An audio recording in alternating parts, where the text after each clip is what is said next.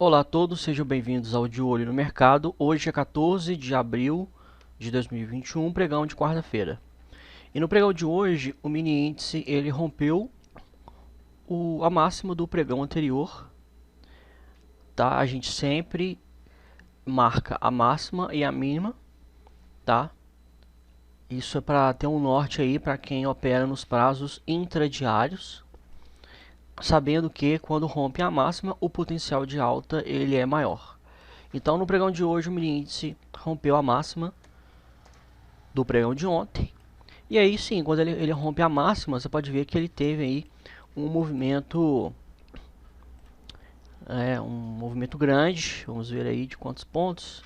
Cerca de 1.199, 1.200 pontos. 1.200 pontos aí do rompimento, tá?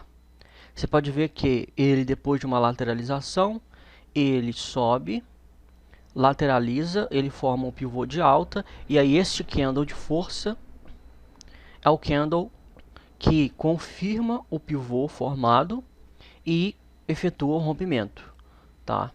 E aí a entrada pode ser ou acima dele ou acima do gift, que é o próximo candle formado, tá? E aí ele teve uma expansão aí, ó, de 558 pontos, lateralizou e depois subiu um pouco mais até chegar a quase 1.000 pontos. Então é esta região aqui, né, de hoje aí, esse impulso de alta que ensejou aí um trade de tendência na ponta compradora no mini índice no gráfico de 5 minutos, né? Muito claro, é fácil de identificar, tá? Um parâmetro aqui, ó, do gatilho é a máxima, né? A máxima que já estava marcada. Então assim, né, nenhuma complicação, nem nada. Então, este foi aí, né, cerca de 1.200 pontos, o range de possibilidade de trade no pregão de hoje, ok? E aí, novamente, a gente pega a máxima, coloca na máxima do pregão de hoje e na mínima do pregão de hoje, tá? E aí você monitora nos prazos intradiários para quem opera aí day trade. O mini índice chegou a romper a mínima do pregão de ontem, mas eu havia falado, né, eu fiz um estudo no início da tarde, quando rompeu, e aí eu falei, olha, a média de 20 está logo abaixo no gráfico diário, então tem que tomar muito cuidado. E não é à toa que a média de 20 realmente segurou, né? Do rompimento, ele teve aí um range de apenas 17,67 pontos. Foi pequeno, tá? Para quem opera no prazo interdiário, deveria ter colocado uma linha aqui, ó, sobre a média de 20 períodos. E aí no gráfico de 5 minutos você pode ver que parou exatamente na média de 20 do gráfico diário, tá? Então, uma possibilidade muito curta, né? Se a média estava aqui embaixo, a média é um suporte importante. Então, nenhuma possibilidade aí clara de trade nos prazos intradiários, tá? Mini dólar, não adianta a gente forçar a barra nem nada. Amanhã, se romper a média de 20, aí sim vai ter o potencial de enorme queda, tá? O próximo suporte mais importante, ele é aqui, ó. É aqui, ó. Por que é o suporte mais importante? Porque é a última mínima, tá? Do prazo gráfico, diário. Prazo gráfico foi ótimo. Do prazo diário, é a última mínima, tá? A mínima, olha só, a mínima anterior foi aqui e a mínima foi aqui. Então, a gente pega como suporte, porque se você for olhar, ele olha só, ele parou aqui também. Aí se você pegar todo o fim, né? Todo o fim aqui, ó, do candle, toda a parte de baixo do candle, pegando os candles baixistas, né, que eles caíram e foram até aqui, você vai traçar muitos suportes, tá? Então, a gente traça os suportes baseado no comportamento do preço no gráfico diário. E a gente pega os topos e fundos, tá? Então, essa mínima aqui que eu peguei, 5,54, é um fundo, tá? É um fundo do gráfico diário. Então, para mim, esse é o suporte mais importante, tá? Esse é o suporte mais importante. Então, se o preço romper a média de 20 períodos, né, o dólar cair abaixo de R$ 5,65, ele vai buscar os R$ 5,54, tá? E aí, se ele romper amanhã, tem um potencial de queda muito grande. Não quer dizer que ele vai cair isso tudo amanhã, tá? Ele vai aos poucos, né? E tem oscilações aqui dentro, principalmente nos gráficos intradiários, tá? Mas, monitorando pelo gráfico diário, você já sabe aí, né, que um suporte importante foi rompido, né, porque a média móvel ela é um suporte dinâmico, tá? E os fundos, eles são suportes fixos, tá? As médias elas se comportam ora como resistências, ora como suportes dinâmicos.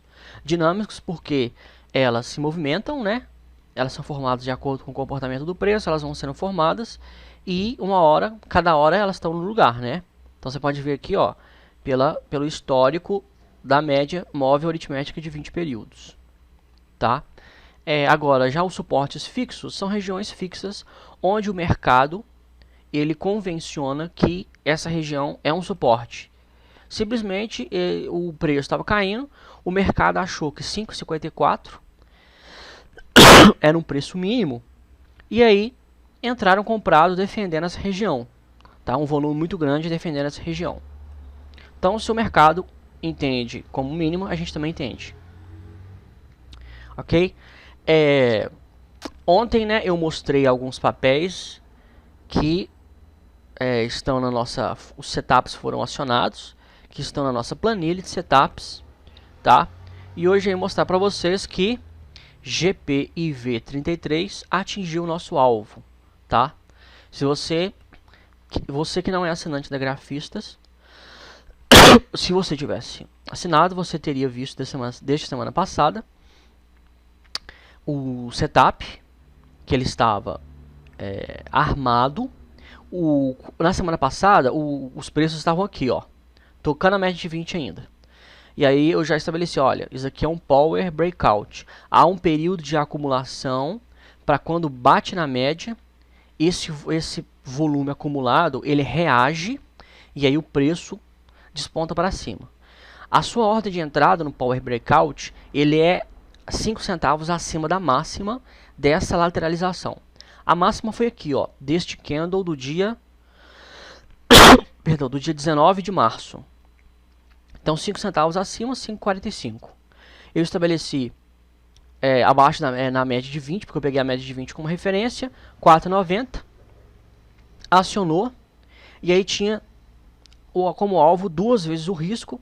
Então essa distância aqui, ó, de 5,45 para 4,91, o seu stop custaria para você 54 centavos, tá? Então, o nosso alvo, como ele é 2 vezes o nosso risco é 54 centavos, no nosso alvo, ele era R$ 1,08, tá? O risco aqui, em termos de porcentagens, ele era 9,91% e o nosso alvo foi 19,82%. Tá? Uma ação custando apenas R$ 5,45. Aí você vê o seguinte, o pessoal fica como louco, né? Aí ficam aí caçando ações, né? As ações mais caras, achando que só blue chip, né? Só as ações mais caras que sobem. O pessoal gasta mais de R$100 numa ação da Vale, por exemplo, que está mais de R$100, né? Bova 11, que está, olha só, R$ 115,60. E GPIV33, uma ação custa apenas R$ 5,45. Aí imagina o poder de compra que você não tem com uma ação desse valor. E olha só o trade que uma ação desse valor proporcionou. Quase 20% de lucro. 20% de lucro em 3 dias. Depois que ele acionou aqui, ó, 3 dias, 3 candles. 20% de lucro. Mas por quê? Mas baseado em que a gente conseguiu pegar essa oscilação? Baseado no setup, né, no padrão gráfico, tá? E aí quem for falar para você que análise técnica ou análise gráfica não funciona, você mostra para ele esse trade aqui, tá? 20% em 3 dias.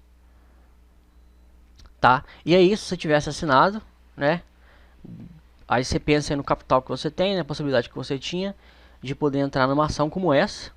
Né? Se você acha que a gente só opera blue chip, está enganado. Essa foi uma ação que atingiu o alvo e Goal 4 também foi outra ação que atingiu o alvo. Goal 4 foi R$ 13,25 a entrada. E, inclusive, essa entrada aqui foi um setup assim, novo, tá? Eu não tinha operado da forma como se configurou aqui. Eu até fiquei assim um pouco, eu achei que ia acionar o stop, porque o que acontece? Como que acionou o nosso setup? Foi um rompimento de topo histórico, tá?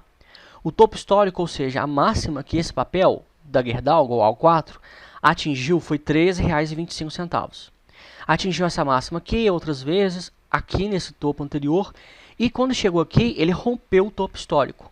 Aliás, ele estava na iminência de romper o topo histórico. E aí o que acontece? A média de 20 estava virada para cima, ele estava subindo com força, então eu olhei e falei, não, isso aqui, ó, se ele romper esse topo histórico, o potencial de alta é grande. E aí o que aconteceu? A nossa entrada foi aqui, ó, no dia 31 de março. E olha só, nós entramos, a nossa entrada foi aqui, ele subiu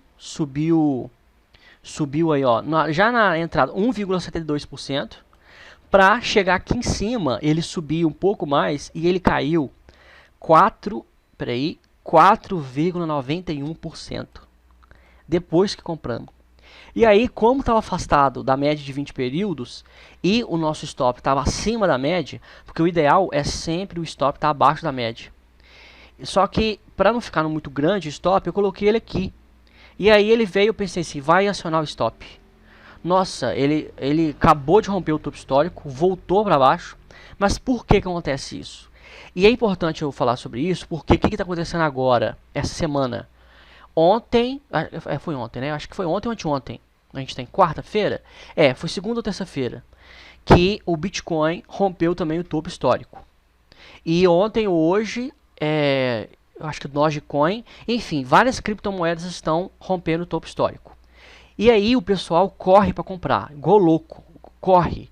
E aí, né, as plataformas de notícias falam, olha, a máxima histórica da criptomoeda e tal foi rompida. E aí o pessoal corre como louco. Mas o que acontece? Muita gente que está comprada, que está com o ativo, seja Goal 4, seja Bitcoin, seja qualquer que for, o que eles fazem? Eles têm ordem na pedra. Tá? Muita gente tem ordem na pedra de venda, porque eles têm o topo histórico como alvo. Porque na análise técnica, a análise técnica fala que o topo histórico ele é uma resistência muito forte. Tá? Ele é uma resistência. Resistências são barreiras que se constituem em relação ao preço, tentando impedir o preço de subir. Isso é o conceito de resistência. Tá? Então, o topo histórico ele é uma resistência. Então, os grafistas, né? Os traders que sabem análise gráfica, e aí os traders que eu falo são até fundos de investimento, hedge funds, fundos de investimento globais e bilionários, eles sabem disso, tá? Eles sabem tanto a análise fundamentalista quanto a análise técnica. E eles utilizam, tá, as duas metodologias. O pessoal que fica com preconceito, né? O cara fala, eu sou grafista, eu não olho balanço. Aí o outro, eu só olho balanço, eu não olho análise, eu não olho gráfico. Fica com esse preconceito assim, e né, com a mente fechada. E quem ganha dinheiro mesmo, olha o gráfico. Também, né? Mas aí o que acontece? Por conta disso, eles sabem com o topo histórico, olha só o volume de venda que teve depois que rompeu aqui igual ao 4. Tá? Teve um volume de venda imenso, ele caiu mais de 4%. E eu achei que ia buscar a média de 20 para voltar a subir. Só que entrou força compradora e levou o preço para cima. Tá? O nosso stop chegou nem perto de ser acionado. E foi um trade tranquilo. Por que eu fiquei assim preocupado com esse stop aqui? Mas a minha preocupação era, na verdade, não ter acionado o stop, porque olha só, é apenas 4%, é um stop barato, tá? Um stop barato isso aqui, ó. 4,45% só. A minha preocupação era ele vir na média de 20, acionar o nosso stop e voltar a subir. É a chamada violinada. O apelido desse fenômeno chama-se violinado no mercado. É você ter a sua ordem de venda programada, que é o seu stop acionado, e o preço voltar a subir. Então eu fiquei com medo de a gente tomar uma violinada aqui, mas não tomamos, o preço voltou a subir. Por quê? Porque assim como tá, o topo histórico ele é uma resistência, depois que ele é rompido, ele vira um suporte. Tá? Toda resistência vira um suporte. Então, né, eu falei, olha, eu vi, falei, e eu sabia, eu pensei, né? Isso aqui é a realização de lucro, tá? Porque você tem que pensar no seguinte, muita gente pensa muito no curto prazo, né? Você olha para os candles aqui, ó, você tem que olha para o histórico do gráfico. Olha só que o preço no fevereiro deste ano da Goal Quarto estava R$10,40, tá? Teve gente que comprou aqui. Aqui, ó, nesse candle verde teve negociação de compra. Vamos colocar aqui, ó, na mínima desse candle verde. Teve gente que comprou. Então, chegou aqui, ó, no topo histórico, o camarada estava com 26% de lucro, tá? Então, você tem que pensar que muita gente vai realizar o lucro, né? Igual fica aí. Uma outra coisa que ficam, só para fechar, né, esse conceito aqui, tá? Muita gente também, em relação a, principalmente criptomoedas, né? Ficam falando aí, igual essa semana, né? Rompeu o topo histórico. Aí eu fico vendo aí, teve gente aí, aquele cara lá, o Robert Chiniachik, não sei, o que escreveu o livro Pai Rico, Pai Pobre. Que inclusive eu já até li muito artigo falando mal dele. Dizem que ele deu calote a muita gente. Mas enfim, ele é famoso, né? E ficou rico aí por causa do livro dele lá. Ele falou essa semana que Bitcoin vai chegar a 1 milhão. Tá, assim, é coisa de gente que quer falar para poder causar, para poder aparecer na internet. Porque é o seguinte, as pessoas que estão compradas, tá, a maioria, 90%, não tem a paciência para poder esperar chegar num valor como esse. Tá? O Bitcoin ele pode ser um ativo que tem um potencial de alta absurdo, né? Exponencial aí. Mas é o seguinte, quando o camarada ele comprou, você tem que pensar no seguinte, que as pessoas ficam assim, rompeu o topo histórico. O pessoal que opera pelo gráfico Bitcoin fica só olhando aqui, ó, numa janela temporal. As últimas semanas, os últimos dias e tal. Só que teve gente que comprou ano passado, teve gente que está comprado aí há 2, 3 anos. E aí, agora o cara já está com 30%, 50%. Ele dobrou o capital dele. Você acha que um cara como esse, que dobrou o capital dele, vai esperar multiplicar o capital dele por 100? Então, assim, o pessoal fica... É engraçado que muitas, né, propagandas falando assim, compre criptomoeda para você ficar milionário. É o seguinte, a maioria não tem paciência para ficar milionário. Porque quando o camarada chega lá e coloca lá $1.000, tá? $1.000. Há 3 anos atrás ele colocou $1.000 no Bitcoin. E agora, Bitcoin, os $1.000 que ele colocou está $100.000. Isso é uma suposição, tá? Eu não sei se está. Eu acho que de 3 anos para cá, eu acho que valorizou sim muito mesmo. É uma coisa monstruosa sim. Mas vamos supor, aí já está $100.000. O cara tem $100.000. O cara transformou 1.000 em 100.000. O cara multiplicou por 100. Uma coisa maluca. Você acha que esse cara vai ficar comprado esperando chegar ele ir a 1 milhão? Então por isso que a maioria não fica milionário. Entendeu? Bitcoin pode chegar a 1 milhão, sim. Mas os que vão ficar comprados até Bitcoin chegar a 1 milhão é menos de 5% dos que estão comprados hoje. Porque o pessoal vai ficando milionário. Igual, por exemplo, aqueles caras lá, os gêmeos, que foram sócios lá, os primeiros investidores lá do Facebook, né? Inclusive eles aparecem, né, naquele filme lá, A Rede, porque o Mark Zuckerberg parece que deu calote neles, que eles foram os primeiros investidores, o Mark Zuckerberg não queria pagar eles a porcentagem deles e tal. E eles são irmãos gêmeos, né? Eles eram atletas e de família rica e tal. Eles entraram na justiça, né? No filme lá passa, eles entraram na justiça processando lá o Mark Zuckerberg. E eles, né, e o Mark lá fez um acordo com eles, pagou lá uma cifra milionária. Aí eles pagaram, compraram alguns milhões de Bitcoin. E aí Bitcoin explodiu, tava no auge aí. Depois Bitcoin deu uma caída forte. Aí passaram alguns anos, porque já tem, Bitcoin foi criado em 2000 e 2008, 2009, né? 2009 que foi criado o Bitcoin. Então já temos aí, ó, 12 anos. Então teve uma caída forte. O que os caras fizeram? Ficaram comprados, eles ficaram esperando. Hoje eles voltaram a ser multimilionários. Por quê? Porque o Bitcoin está lá. E eles só estão multimilionários hoje porque o Bitcoin está custando, né, pelo menos em reais, mais de 300 mil reais. Tá? Então, assim, né, o patrimônio. Ah, por que Bill Gates, Elon Musk, Jeff Bezos, esses caras são os homens mais ricos do mundo? Porque as ações que eles são donos estão com valores altos. Se amanhã cair, eles deixam de ser bilionários. Tá? Mas eles têm que ter a paciência de ficar comprados aí no papel, né, no ativo. Afinal de contas, eles são os donos da empresa, então, né, eles não vão vender as ações da empresa deles, a não ser para, né, levantar capital para poder investir em algum projeto, alguma coisa assim. Tá? Mas é isso que eu queria, eu, né, falei tudo isso apenas para explicar a questão do topo histórico, tá? Que o topo histórico ele gera essa realização de lucro, tá? Mas se há força compradora, se há volume comprador suficiente para impulsionar esse preço para cima, ele vai subir.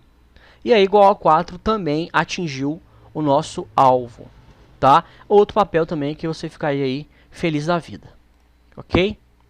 SP500 também continua subindo, né? Fez um repique. Vamos ver se amanhã, né? Que já é a partir de agora já, né? Que já é a negociação já de amanhã, porque o SP500 de segunda a sexta ele é negociado 24 horas, né? De segunda a sexta. Então já está começando a ser altista, né? O candle altista aqui é um candle com movimento de alta, né? E essa alta do SP500 também está puxando aí o Ibovespa, tá? O Ibovespa está sendo puxado pelo SP500. Então, se você quer ter acesso à planilha e vários outros estudos e etc, R$ 49,90 por mês, tá? Você ficaria feliz aí com mais de 20% só nesses trades. Eu tô pensando em fazer mostrar, né, todos os trades aí da nossa planilha, que já ultrapassamos em mais de 100% de lucro, tá, de todos os setups acionados, ok? Então, eu vou ficando por aqui, qualquer dúvida estou à disposição, um abraço a todos, se Deus quiser, até amanhã.